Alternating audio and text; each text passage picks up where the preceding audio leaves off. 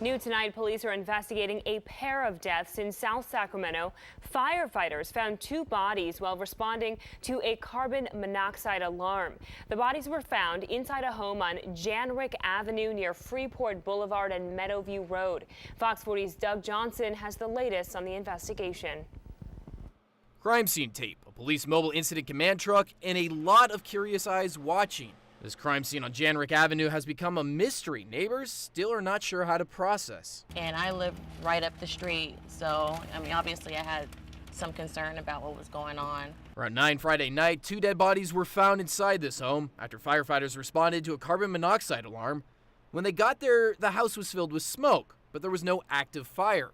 Shortly after, the fire department handed the investigation off to the police. Processing the scene for fingerprints, evidence. Our officers that were out there last night and the detectives that came out from our homicide team canvassed the area for witnesses, surveillance footage, anything that we can get at this point. Police are saying little about who the two victims were, how they died, or if there's even a suspect involved. Our detectives are trying to determine the relationship between the victims that were in the home and also a possible suspect at this time as well.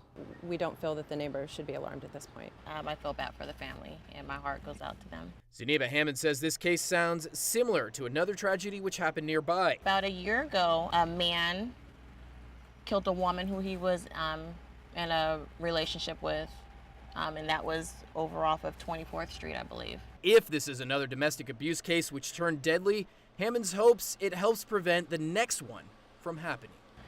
Really, at the end of the day, it can lead up to something like this, a murder, suicide, so maybe the awareness can be brought out. That was Doug Johnson reporting, and police are encouraging witnesses to come forward with information on how to do that. You can find out on our Fox 40 News app.